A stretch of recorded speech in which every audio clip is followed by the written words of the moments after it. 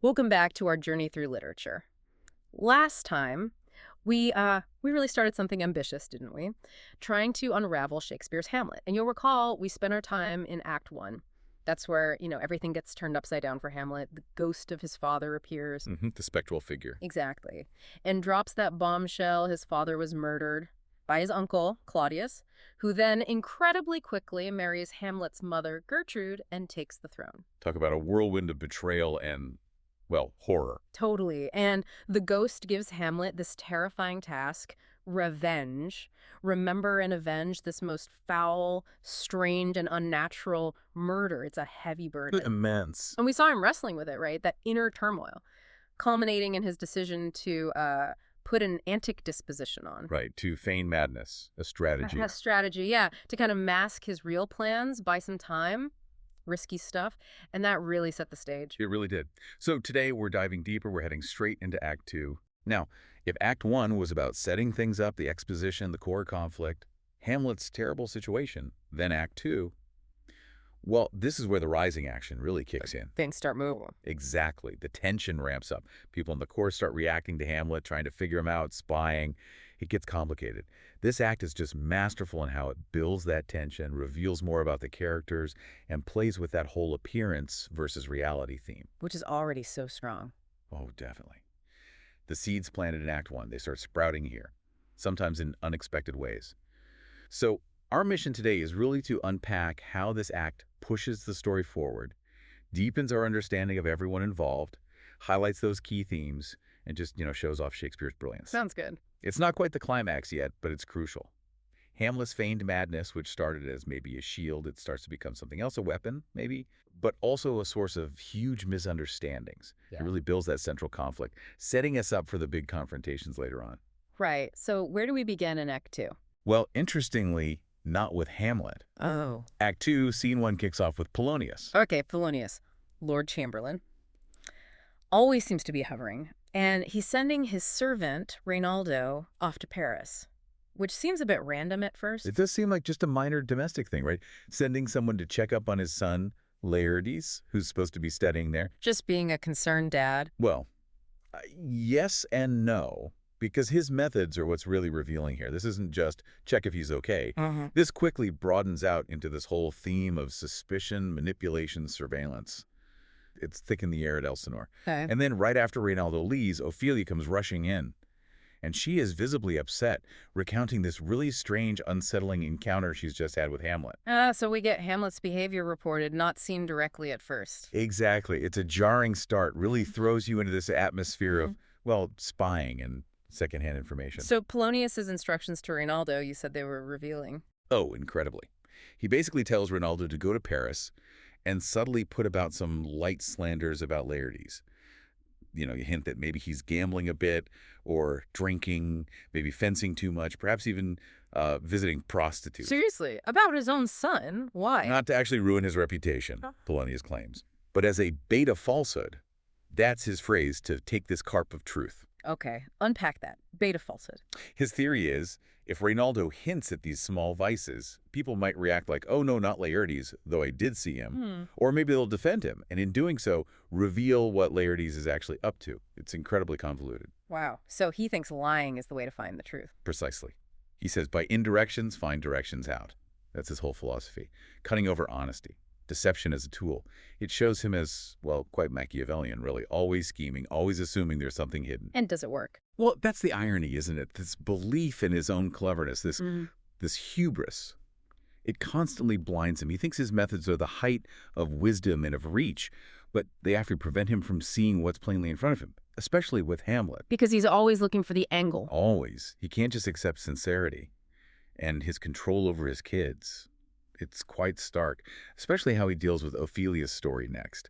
His wisdom is often just folly dressed up in fancy words. Okay, so Ophelia comes in. What's her story? What happened with Hamlet? Well, she's clearly terrified and confused. She bursts in and tells Polonius about Hamlet visiting her in her room, her closet, as it's called, and his appearance.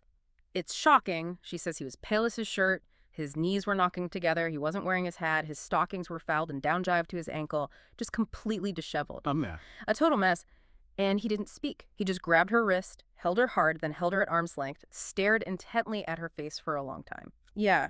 And then, she says, he let out this sigh so piteous and profound, as it did seem to shatter all his bulk and end his being. Just this huge, soul-wrenching sigh. Then he let her go, turned and walked out, looking back over his shoulder the whole time. Wow. That paints quite a picture. And you feel her fear, her vulnerability. Absolutely. And what's key here is she reminds her father, I did repel his letters and denied his access to me. She's been obeying his orders from Act 1. Right. Polonius told her to cut off contact, Yeah. dismissing Hamlet's affections as unserious tenders. So she's done what she was told, and now this happens. She's caught between her feelings for Hamlet, whatever they were, and her father's absolute control. She's dutiful but completely powerless in this situation. And this is our first real glimpse, reported though it is, of Hamlet's antic disposition in action. Right. Exactly. And Shakespeare leaves it deliberately ambiguous. Is this a calculated performance? Is Hamlet putting on this whole lovesick, disheveled act specifically for Ophelia, knowing she'll report it back to Polonius, who will then report it to the king? To make them think he's mad for love? Not because of, ghosts and murder plots. Precisely. It's a potential red herring. Or could it be genuine? Could this be the real pressure cracking through? He'd just seen a ghost, learned his father was murdered by his uncle, been ordered to commit regicide? That's immense psychological strain. Maybe this encounter is an outpouring of genuine despair and turmoil, perhaps even anguish at having to push Ophelia away as part of his plan. It could be both, maybe. A mix. It absolutely could. That's the richness of it.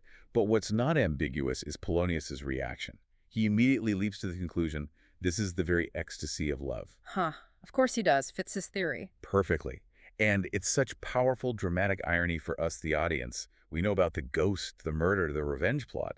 To see Polonius reduce all that complexity to simple lovesickness, Yeah. it shows how utterly clueless he is. And dangerously so. Dangerously so.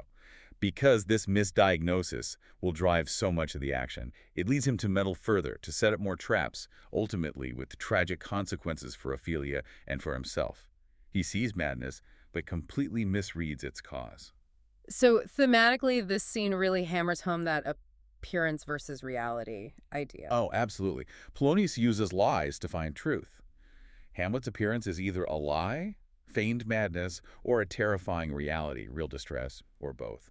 What you see isn't what you get in Elsinore. And the spying. Reynaldo's spying on Laertes, Polonius immediately wanting to tell the king about Hamlet. Yes, that theme of control and surveillance is everywhere. It's a court riddled with suspicion. Everyone's watching everyone else. Trust is basically non-existent. And that age versus youth thing, too. Polonius, the wise old man, getting it completely wrong. Definitely. It challenges the idea that age equals wisdom. Polonius' wisdom is more like cunning folly. And it raises that question, what happens when the older generation tries to control the young based on flawed assumptions? Disaster, usually. Often. In tragedy, yes. Yeah.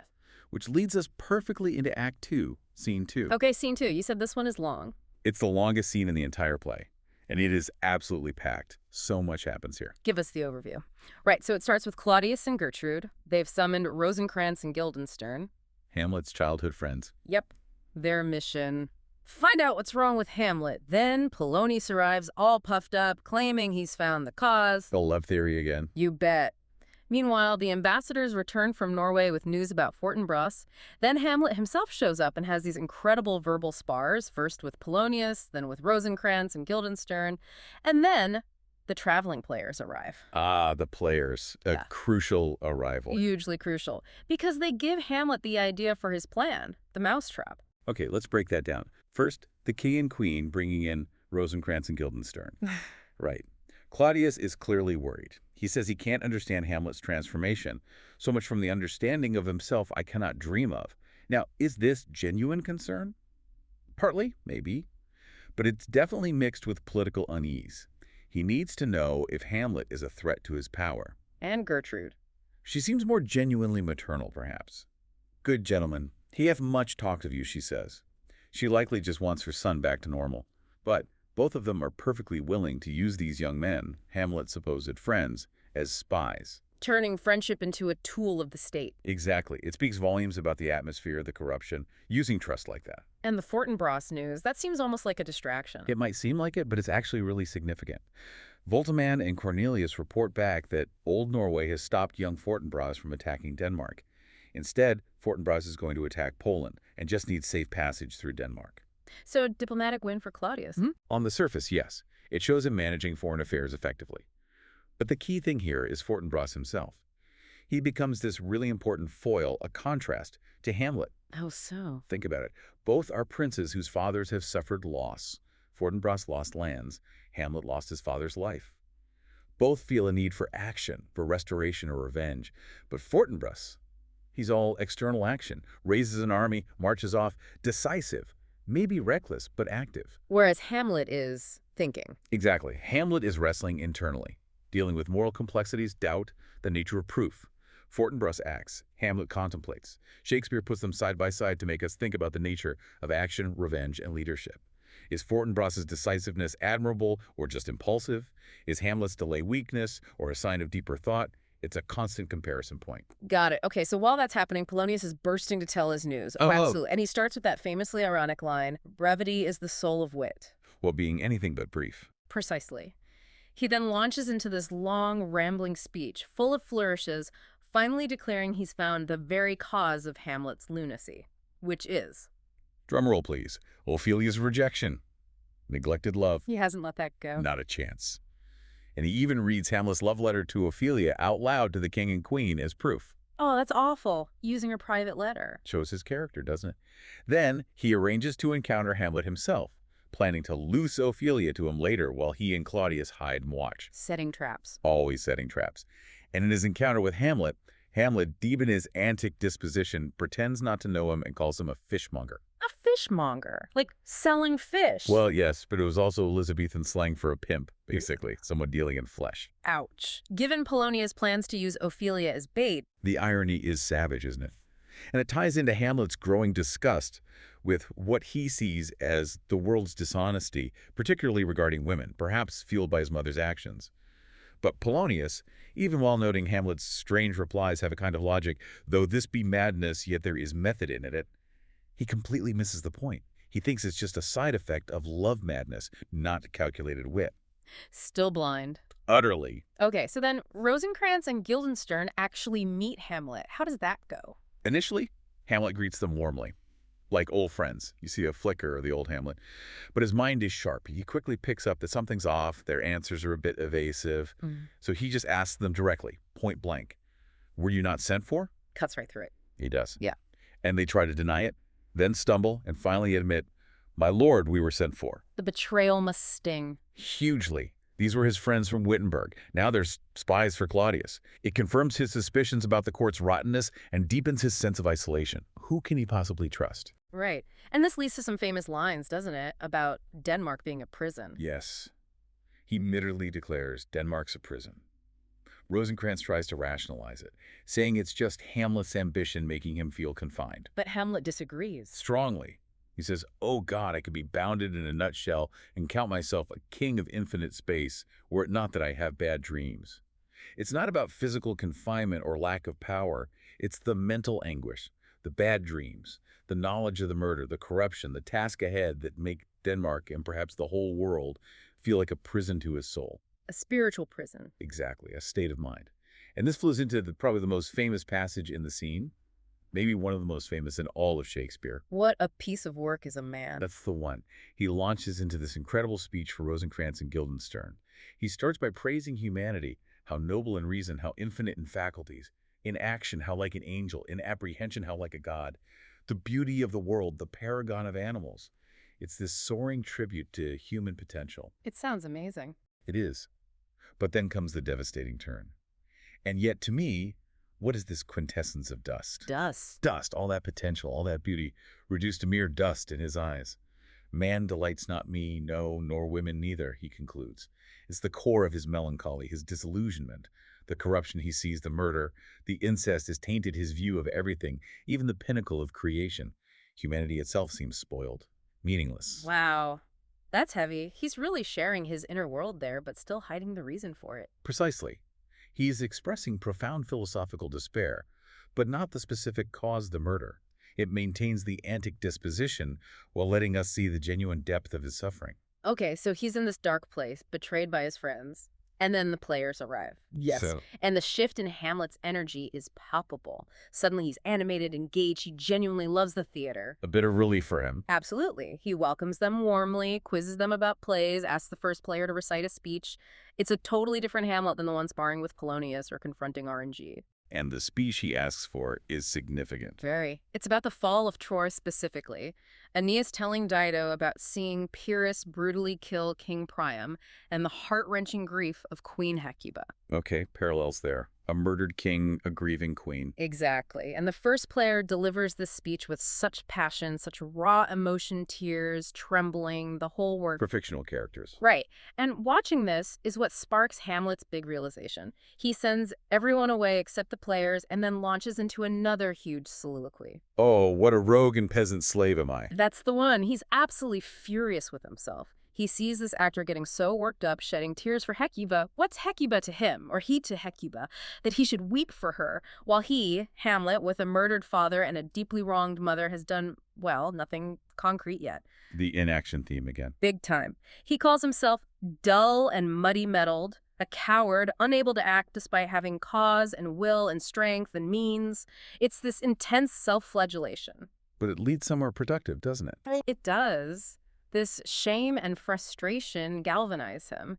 He thinks if a play can provoke such strong emotion in an actor and presumably an audience, maybe it can provoke something else. Like guilt. Exactly. He remembers hearing that guilty creatures sitting at a play have, by the very cunning of the scene, been struck so to the soul that presently they have proclaimed their malefactions. So use the play to expose Claudius? Precisely. He'll have the players perform something like the murder of his father, inserting some specific lines he'll write himself, and he'll watch Claudius like a hawk. If the king flinches, shows any sign of guilt. Then the ghost's word is confirmed. Exactly. The play's a thing wherein I'll catch the conscience of the king. It's brilliant. It's audacious. It's the mousetrap. So Act 2 ends with Hamlet finally having a plan for concrete action, Right. or at least a plan to get proof. Yeah. And looking back at this massive scene, those themes we talked about just explode, don't they? Appearance versus reality is central Hamlet's performance. Yeah. The actors performing, the play designed to reveal reality. The idea of theater itself as a mirror to truth. And that action versus inaction struggle is right there in the rogue and peasant slave soliloquy. He's agonizing over it, but it pushes him towards this specific action of the play.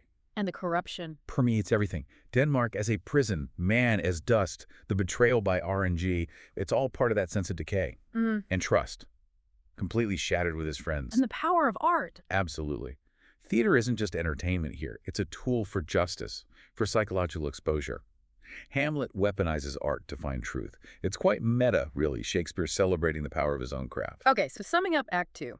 It's been quite a ride, definitely. We've gone from Hamlet's initial shock and vow of secrecy to him putting his madness on public display. It's confused everyone, especially Polonius, who's latched onto the wrong theory. It's prompted the king and queen to actively spy on him using his friends. And most importantly, despite all his despair and philosophical brooding, Hamlet's found a way forward. He has a plan. The mousetrap. Yeah, the whole dynamic has shifted by the end of this act. Hamlet isn't just reacting anymore. He's becoming an active plotter, even if his action is staging a play. His madness, real or feigned, is now a factor everyone in court has to deal with, and is forcing Claudius's hand, making him want answers. And Claudius and Gertrude, by trying to figure him out, have kind of played into his hands, haven't they? Bringing in RNG, letting the players stay. Absolutely. Yeah. They've inadvertently given Hamlet the tool he needs. The stage is now perfectly set for that play within a play. Yeah. We've moved from suspicion and whispers to a direct, albeit theatrical, confrontation looming. The stakes are sky high. And those core themes, appearance, reality, action, madness, corruption, they've all been explored so much more deeply through Hamlet's words and actions. Without a doubt. We understand his internal world much better now, even through the mask of madness. Act 2 really lays the groundwork for the explosion that's coming in Act 3. So the mousetrap is ready. Hamlet's laid his trap. The big question hanging in the air is, what happens when that trap is sprung? Exactly. What happens when you force truth, even disguised as fiction, onto people living lies? How will Claudius react when he sees his own crime mirrored on stage? And what are the consequences going to be for everyone? It's not just Claudius on trial here, in a way. Hamlet's taking a huge risk. This could blow up in his face spectacularly. That moment of revelation promises to be absolutely pivotal. Can't wait to see how it unfolds. Thank you for joining us on this literary journey. If you're nodding along, help other curious minds discover these conversations too. Press like and subscribe.